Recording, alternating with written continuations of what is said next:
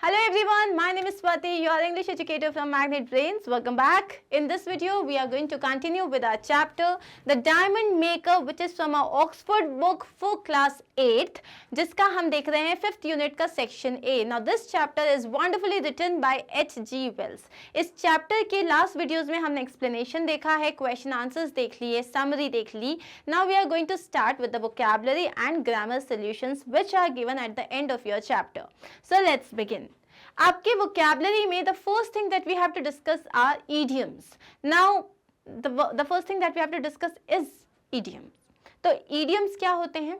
So if I say let's call it a day. So इसका मतलब है चलो इसे दिन बुलाते हैं? नहीं, इसका मतलब ये नहीं होता. और if I say break a leg, इसका मतलब जाके टांग तोड़ के आओ. नहीं, इसका मतलब ये भी नहीं होता. तो या मैंने बोला it's raining cats and dogs, इसका मतलब क्या है कि ऊपर से कुत्ते और बिल्ली की बारिश हो रही है? बिल्कुल नहीं. इसका मतलब जो होता है इसका ये सब है लिटरल मीनिंग. लिटरल मीनिंग मतलब वर्ड बाय वर्ड अगर आप उसको ट्रांसलेट कर दो वो होता है उसका लिटरल मीनिंग. कुछ वर्ड्स का ग्रुप ऐसा होता है या कुछ फ्रेजेस ऐसे होते हैं जिनका लिटरल मीनिंग नहीं होता, उनमें एक हिडन मीनिंग होता है, उसमें एक छुपा हुआ मीनिंग होता है. जैसे कि it's raining cats and dogs का मतलब होता है it's raining heavily. Let's call it a day का मतलब होता है कि आज का काम खत्म करते हैं. या अगर मैंने कहा ब्रेक अ लेग तो इसका मतलब होता है ऑल द बेस्ट. तो ये तीनों क्या है? हिडन मीनिंग है. So the group of words जिसका लिटरल मीनिंग नहीं होता लेकिन उसका एक हिडन मीनिंग होता है उसे हम कहते हैं इडियम्स. अब इडियम्स जो है एक फिगर ऑफ स्पीच है जो कि आपकी राइटिंग को बहुत इंटरेस्टिंग बना देती है. क्लियर?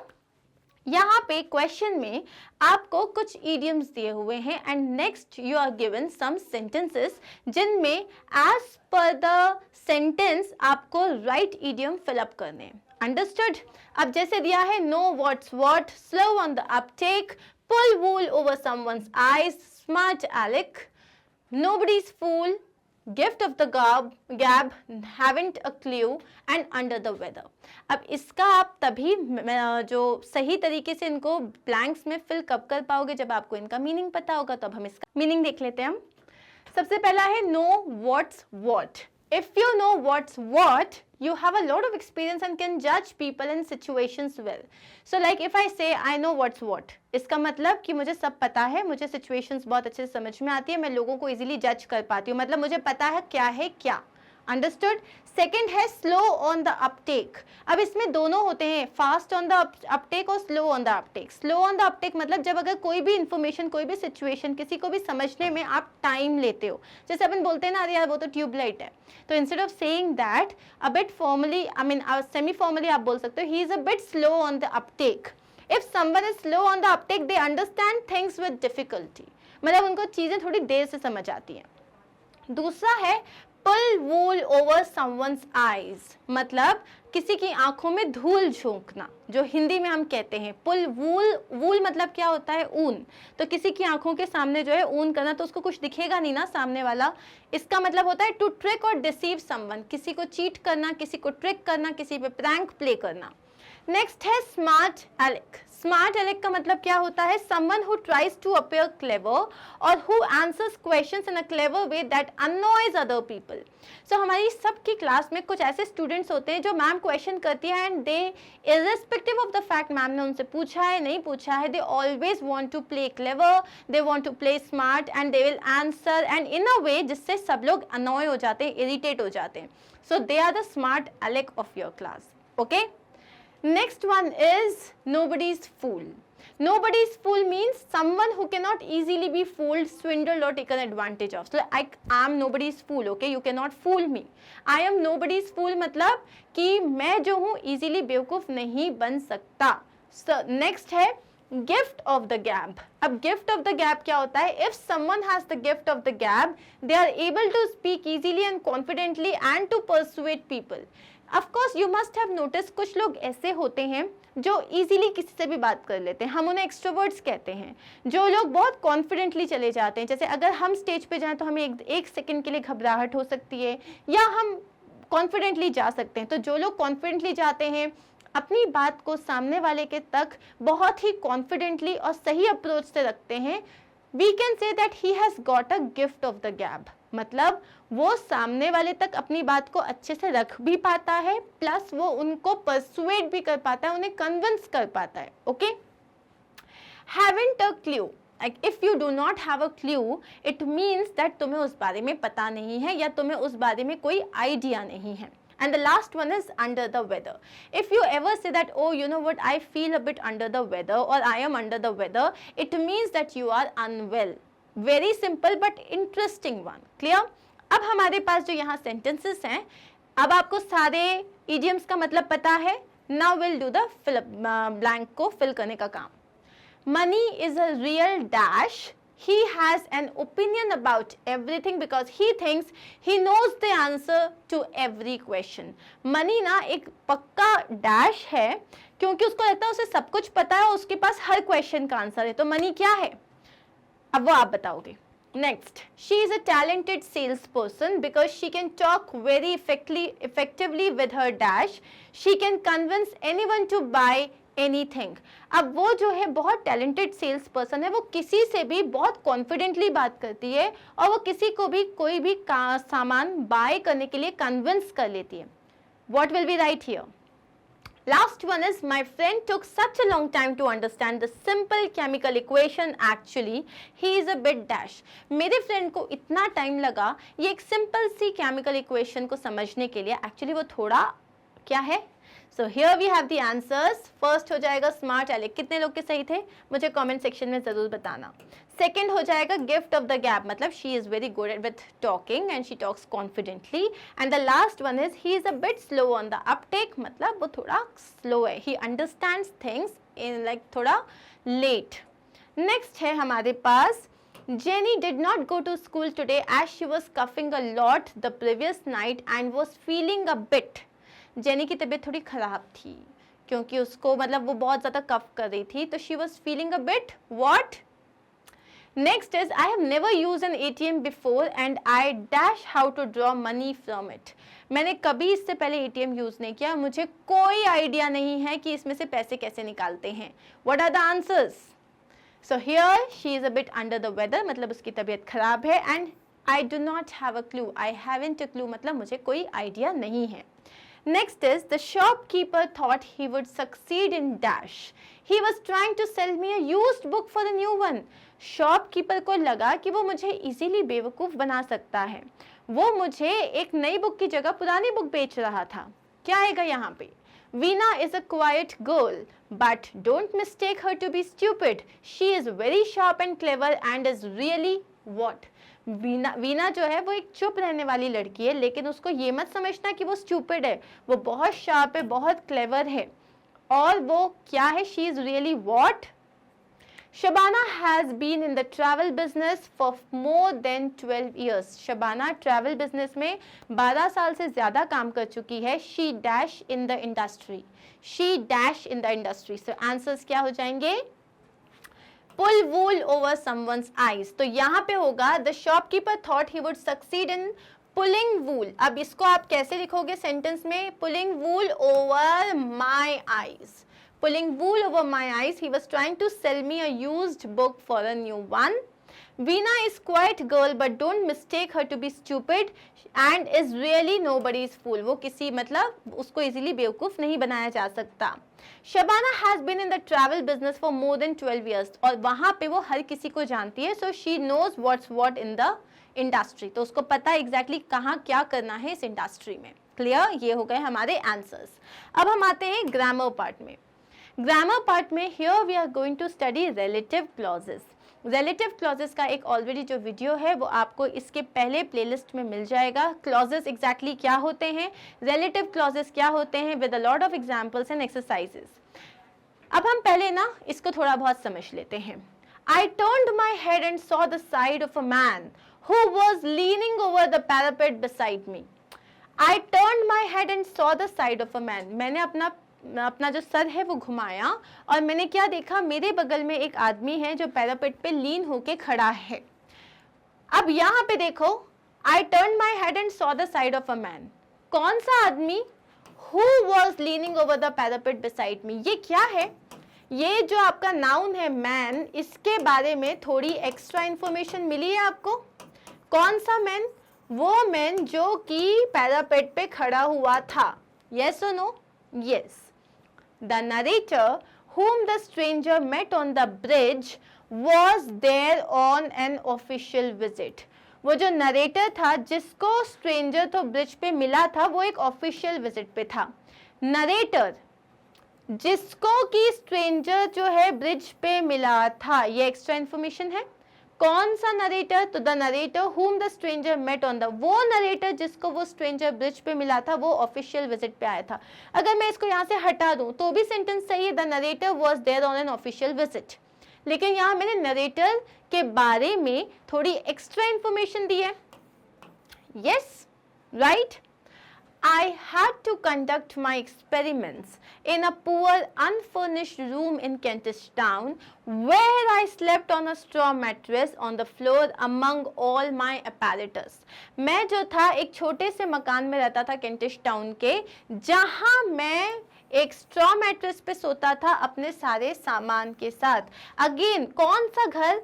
ऐसा घर जहाँ मैं नीचे जमीन पे सोया करता था। सो अगर आप देखो whom, where, ये सारे वर्ड्स कनेक्ट कर रहे हैं आपके सेंटेंस को with some extra information about your noun और प्रोनाउन और whatever you are talking about, right? Now answer the following questions. In sentence 1 जो वर्ड है whom, does the clause who was leaning over the parapet? The stranger was leaning over the parapet. Yes. In sentence 2, whom does the clause whom the stranger met on the bridge refer? Who did he meet?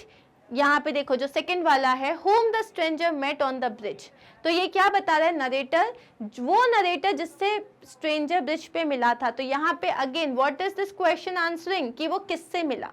In sentence 3 what does the clause where I slept on a straw mattress refer to? Where I slept on a straw mattress, it refers to the house, जिस house में वो रह रहा था, right? These 3 clauses are examples of relative clauses.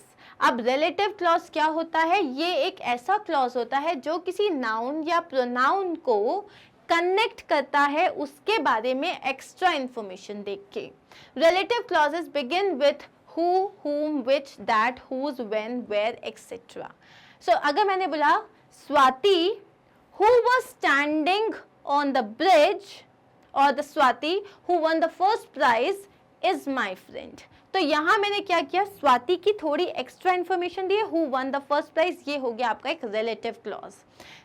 My house where I was born is the same house till now, there has been no changes and all whatever. तो वही घर जहाँ मैं पैदा हुई थी, तो this place where I was born, ये अगेन आपको एक्स्ट्रा इन्फॉर्मेशन दे रहा है।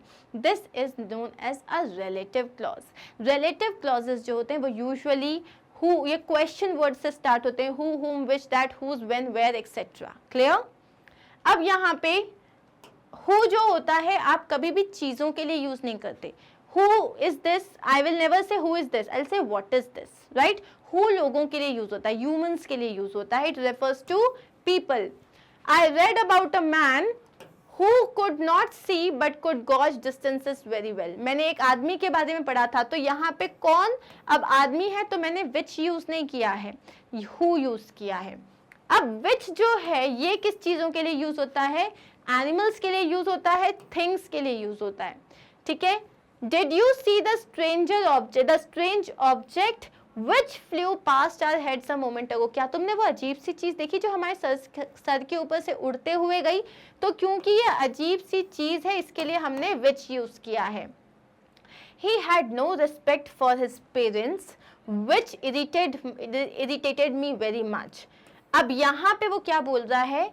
He had no respect for his parents. अब ये जो पूरी चीज है, इस पूरे सेंटेंस के लिए, होल सेंटेंस के लिए हमने बोला है उसने अपने पेरेंट्स की उसको बिल्कुल इज्जत नहीं है, उस चीज ने मुझे बहुत हर्ट किया है। तो ये पूरे सेंटेंस के लिए जब आप बोलते हो तब भी आप which यूज कर सकते हो।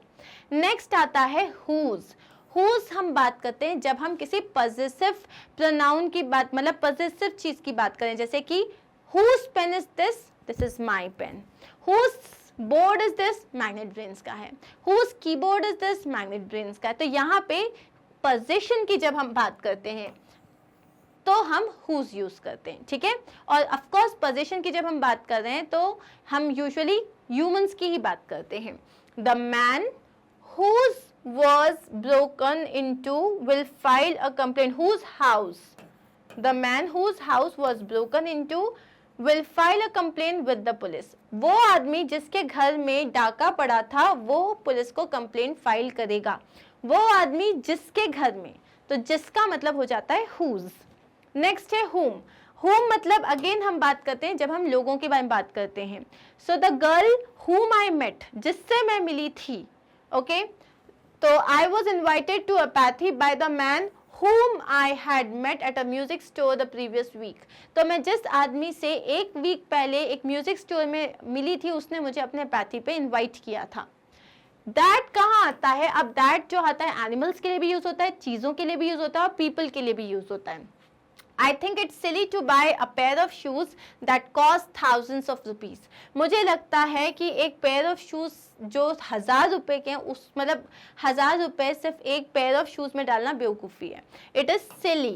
तो यहाँ पे इन अ पेयर ऑफ शूज के लिए मैंने क्या यूज किया है? दैट। क्लियर? अब दैट और विच में यूजुअली बच्चे कंफ्यूज हो जाते हैं। So I will make a separate video to tell you exactly कि दैट और विच में क्या डिफरेंस होता है। Now there is one more thing that you should understand about relative clause। एक बहुत बड़ा डिफरेंस आ जाता है कॉमा यूज करने से। जैसे कि यहाँ देखो, my brother who lives in Pune is an architect। मेरा भाई जो पुणे में रहता है वो एक आर्किटेक्ट है। my brother who lives in Pune is an architect। दोनों में क्या डिफरेंस है? सिर्फ आपने यहाँ पे ये दो कॉमास लगाए हैं तो दोनों में डिफरेंस क्या है? डिफरेंस ये है कि अगर मैं कॉमा नहीं लगाती हूँ तो इसका मतलब है मेरा भाई जो है मेरा जो भाई पुणे में रहता है वो आर्किटेक्ट है। मतलब मेरे और भी भाई हैं, जो एक भाई मेरा पुणे में रहता है वो आर्किटेक्ट है। अगर मैंने कॉमा लगा दिया इसका मतलब होता है मेरा एक ही भाई है जो पुणे में रहता है वो आर्किटेक्ट है। That is the thing about grammar. Grammar जो है वो उसमें पंक्चुएशन अगर आपने थोड़ा गलत किया तो पूरा आपका मीनिंग चेंज हो जाता है। अंडरस्टूड? तो ये चीज़ याद रखना कि जब भी आप अगर रिलेटिव क्लॉज यूज़ कर रहे हो और अगर आप कॉमा यूज़ कर रहे हो तो इसका मतलब क्या होता है? इसका मतलब होता है ये जो सेंटेंस 1 है उसमें स्पीकर जो है आपको इन्फॉर्मेशन क्या दे रही है कि स्पीकर के मोर देन 1 ब्रदर हैं और उसके जितने ब्रदर्स में से जो पुणे में रहता है वो आर्किटेक्ट है। तो speaker wants to say that none of her brothers is an architect or lives in Pune। अब जो सेकेंड वाला है, in this sentence the clause who lives in Pune is example of a restrictive relative clause। restrictive relative clause का मतलब क्या होता है कि आपने restrict कर दिया है, वो भाई जो पुणे में रहता है वो आर्किटेक्ट है। ओके अब जो सेकेंड वाला है उसे देखो। इन सेंटेंस 2 जो स्पीकर है intends to give one main bit of information. वो क्या है कि उसका एक ही भाई है जो कि एक आर्किटेक्ट है। The information that her brother lives in Pune is extra. यहाँ एक extra information, the my brother who lives in Pune is an architect। यहाँ पे अगर वो सिंपली भी बोल सकती थी my brother is an architect, लेकिन जैसे ही आपने कॉमा लगाया इसका मतलब आप एक्स्ट्रा इंफॉर्मेशन दे रहे हो। The speaker seems to have one brother and he is an architect। in this sentence ये जो clause है who lives in Pune ये एक non restrictive relative clause है। non restrictive मतलब अगर आप इसे हटा भी दोगे सेंटेंस से तो सेंटेंस में कोई डिफरेंस नहीं आएगा। क्लियर? अब यहाँ आपको क्या करना है, आपको सेंटेंसेस दिए हुए हैं और इन सेंटेंसेस में आपको ये क्लॉजेस ऐड करने हैं। या तो कॉमा आएगा या तो कॉमा नहीं आएगा, लेकिन आपको सही तरीके से इन्हें ऐड करना है। एग्जाम्पल देखते हैं। All the guest went to the garden, they were serve tea in the garden. तो all the guest went to the garden, जहां उन्हें टी सर्व करी गई, where they were serve T. अब क्या ये एक्स्ट्रा इन्फॉर्मेशन है? बिल्कुल नहीं है, ये एक्स्ट्रा इन्फॉर्मेशन नहीं है, ये इसके साथ में जोड़ा गया है। All the guest went to the garden where they were serve tea, इसमें हम कॉमा नहीं लगाएंगे। अब यहाँ आ जाते हैं हम। The lady can't stop crying, the lady's dog has been stolen. Lady जिसका डॉग चुराया गया है वो चुप नहीं हो रही है। द लेडी हुज डॉग, अब यहाँ देखो लेडीज डॉग लिखा है मतलब यहाँ पोजीशन की बात हो रही है। मतलब कि किसका डॉग है, लेडी का डॉग है, तो अपन इसकी जगह क्या यूज करेंगे, whose. The lady whose dog has been stolen can't stop crying. अब ये जो है एक्स्ट्रा इन्फॉर्मेशन है या नहीं है, लेडी जिसका कुत्ता खो गया है वो चुप नहीं हो रही है। अब है I don't like the actor one an Oscar, मैं उस एक्टर को पसंद नहीं करता हूँ जिसने अभी अभी ऑस्कर जीता है। She went to the restaurant, she had read about the restaurant in the newspaper, वो उस न्यूज़पेपर रेस्टोरेंट में गई है जिसके बारे में उसने न्यूज़पेपर में पढ़ा था। The gentleman never came by again, वो जेंटलमैन वापस कभी नहीं आया। She had left a bouquet for the gentleman, तो उसने जो है उस मतलब वो जेंटलमैन जिसके लिए उसने बुके रखा था वो वापस कभी नहीं आया। We left the suitcase with the police. We had found the suitcase at the station. वो सूटकेस जो हमें स्टेशन में मिला था वो स्टेशन हमने पुलिस के पास जमा करा दिया। अब इसके अपन आंसर्स देख लेते हैं। I don't like the actor who won an Oscar. हम एक एक्टर के बारे में बात कर रहे हैं, एक ह्यूमन के बारे में बात कर रहे हैं, इसलिए हमने क्या यूज किया है, who। मुझे वो एक्टर पसंद नहीं है जो कि जिसने कि ऑस्कर जीता है। She went to the restaurant which she had read about in the newspaper, जिसके बारे में she went to the restaurant which she had read about in the newspaper, जिसके बारे में उसने न्यूज़पेपर में पढ़ा हुआ है। She had left a bouquet for the gentleman who never came by again, जो कि वापस कभी नहीं आया। We left the suitcase which we had found at the station with the police, हमने वो सूटकेस पुलिस को दे दिया। कौन सा सूटकेस, जिस सूटकेस को हमने स्टेशन में देखा था। अब ये एक्स्ट्रा इन्फॉर्मेशन है, इसलिए आपने इसे कॉमा से सेपरेट किया है। What's the name of the book? You wanted me to read the book. वो बुक का नाम क्या था जो चाहते थे कि मैं पढ़ूं, जो तुम चाहते थे कि मैं पढ़ूं। I am looking for the shop. The shop sells old books. मैं उस शॉप को ढूंढ रहा हूँ जो शॉप पुरानी बुक्स बेचती हैं। The dress was very pretty. Agnes was wearing the dress. वो ड्रेस जो एग्नेस ने पहनी थी वो बहुत प्रिटी थी। She gave the letter to her aunt. She met her aunt at the theater. She मतलब उसने वो लेटर अपनी आंट को दिया जिनसे वो थिएटर में मिली थी। The chemist shop is near by, she works at the chemist shop, तो जिस केमिस्ट शॉप पे वो काम करती है वो बहुत पास में है। अब हम इसके आंसर्स देख लेते हैं। What's the name of the book that you wanted me to read. अब यहाँ पे आप बोलोगे मैम विच क्यों यूज नहीं किया, हम इसमें विच भी यूज कर सकते थे, लेकिन यहाँ आप देखो हम किस चीज के ऊपर फोकस कर रहे हैं। What's the name of the book, जो तुम चाहते थे कि मैं पढूं, तो यहाँ पे जब इस चीज पे आप ज्यादा एम्फेसाइज करते हो तो आप दैट लिखते हो। ओके, नेक्स्ट है I am looking for the shop, जो कि पुरानी बुक्स बेचती है, which sells old books.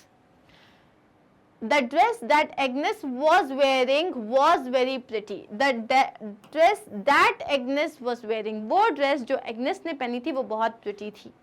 She gave the letter to her aunt, whom she met at the theater. उसने वो letter अपनी aunt को देखा जिनसे वो theater पे मिली थी।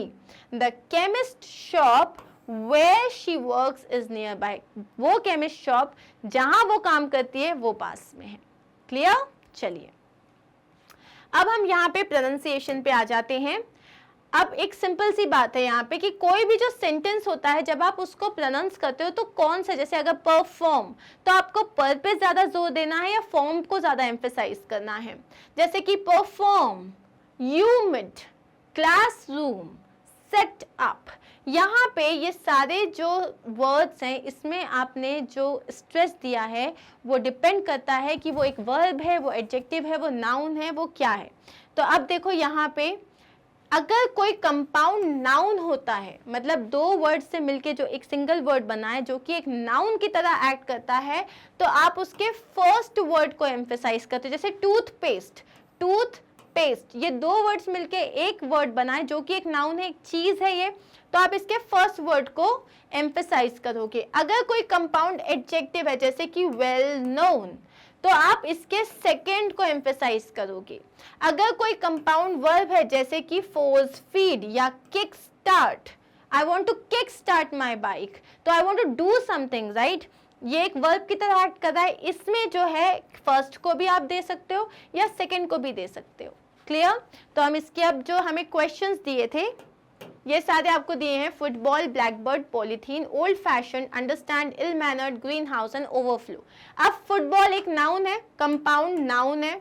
ब्लैकबर्ड, ब्लैकबर्ड भी क्या है? अब यहाँ पे मैं जब बोल रही हूँ that I saw a Blackbird, so I saw something, right? So when I say that I saw a Blackbird, तो ये भी आपका हो जाएगा compound noun.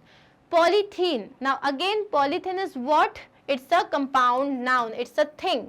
Old fashioned, now you are talking about something which is old fashioned, which means you are describing something, it's a describing word, which means it is an adjective, और ये हो जाएगा compound adjective. Understand, now here we have got two words, under and stand, and understand का मतलब you are doing something, I want to understand this, it is a verb, ये हो गया आपका compound verb. इल मैनर्ड, बच्चा कैसा है?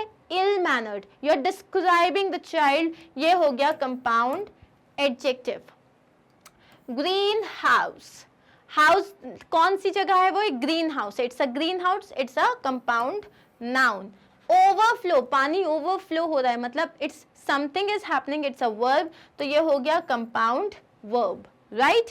अब हमें ऑलरेडी पता है अगर कंपाउंड नाउन होता है तो पहले में स्ट्रेस होता है, अगर कंपाउंड एडजेक्टिव है तो दूसरे पे स्ट्रेस होता है, और अगर वर्ब है तो आप दोनों में से किसी चीज पे भी स्ट्रेस दे सकते हो. तो यहाँ आ जाते हैं हम अपने आंसर्स पे. ये हो गए हमारे आंसर्स. क्लियर? चलिए हम आगे बढ़ते हैं. Thank you. Yay, we are done with this chapter. So hi guys, I hope you understood this. अच्छा, clauses में अगर कोई भी डाउट होता है ना तो पहले clauses की basic theory जानना बहुत ज़रूरी है. So the link is there in the description box. Please make sure that you watch it and then only you move ahead and do the questions. Clear? Thank you so much for being with me. It was lovely teaching you all. And do not forget to visit our website, which is magnetbrains.com, where you will find all our courses absolutely free. All you have to do is just click on courses, go to the class you wish to, right? From first class to 12th we have everything.